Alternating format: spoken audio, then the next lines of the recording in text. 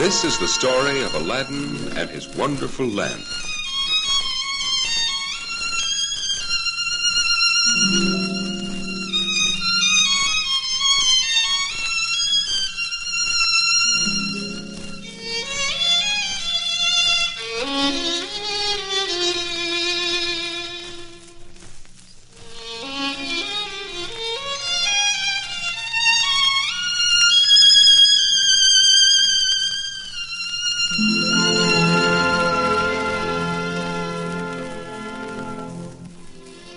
Long ago in Arabia, there lived a boy named Aladdin. Aladdin was kind and clever, but very lazy. Instead of learning a trade, he spent his time playing in the streets with idle friends. One day, a crafty magician noticed Aladdin and decided the boy could be very useful to him.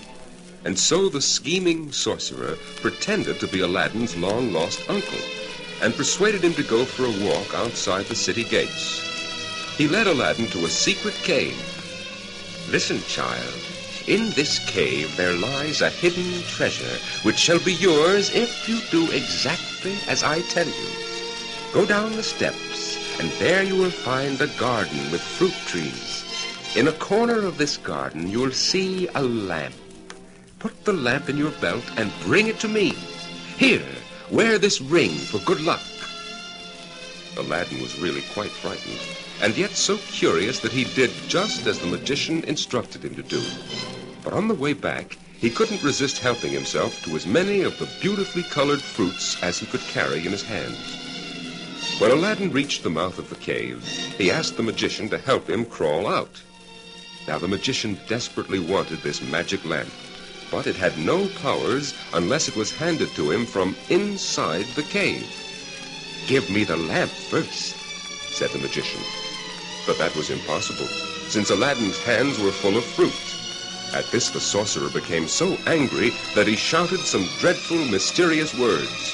And all at once, the cave closed up, with poor Aladdin locked inside. Aladdin knew that there was no way out, and that he would surely die.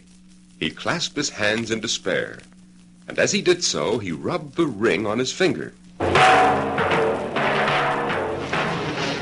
A genie rose out of the earth. "What is your wish, master? I am ready to obey you as the slave of the ring." Aladdin was terrified, but still anxious to escape. "Please get me out of this place." And whoosh, in a wink, Aladdin found himself outside the cave. He ran home as fast as his legs would go to tell his mother about everything that had happened. He gave her the fruits and the old tarnished lamp. Said his mother, "if we polish this old lamp, we might be able to sell it." She no sooner rubbed the lamp with a cloth than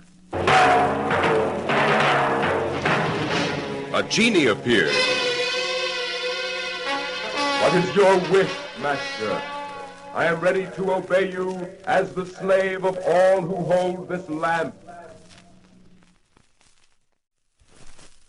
The poor woman almost fainted, but Aladdin snatched the lamp and asked the genie to bring them some food. And whoosh, in a wink, a sumptuous dinner in beautiful silver trays appeared on the table. And so, with this wonderful lamp, Aladdin and his mother were able to live very comfortably and enjoy precious possessions they never dreamed of. One day, a few years later, Aladdin, who had grown into a handsome young man, saw the Sultan's beautiful daughter, Buddir al-Buddur, walking to the baths with her handmaidens. He fell in love with her at first sight and was determined to make her his wife. So he quickly summoned the genie by rubbing his magic lamp. "What is your wish, master? I am ready to obey you as the slave of all who hold this lamp." The genie quickly did Aladdin's bidding, and soon Aladdin, dressed in his finest robes, appeared at the Sultan's palace to present his gifts and ask the princess's hand in marriage. The Sultan was so dazzled by the exquisite gems that he quickly gave his consent. And so Buddir al-Buddur and Aladdin were married in great splendor and lived very happily together in a magnificent palace. No one found out the secret of Aladdin's lamp, which stood on a shelf in his robing room.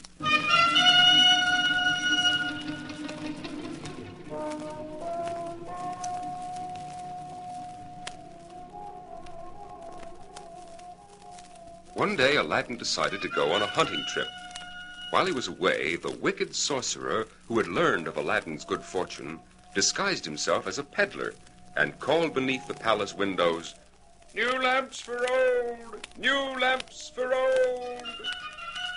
The astonished princess, remembering the old lamp in Aladdin's room, sent a handmaiden to fetch it and gave it to the peddler and got a bright new one in exchange.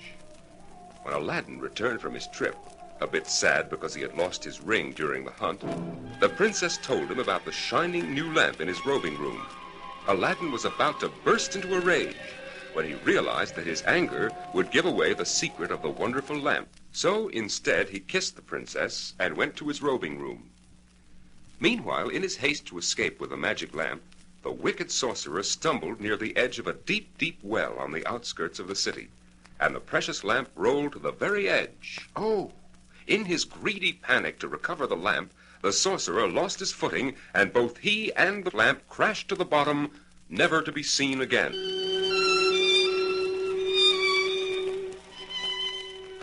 Back at the castle, as he looked at the new lamp, Aladdin thought, "My princess and I can live happily together and be content with the wealth we already have." Soon after, the Sultan died, leaving the kingdom to Budir al-Budur and Aladdin. Thereupon, they moved into the royal palace and ruled the land together for many, many years.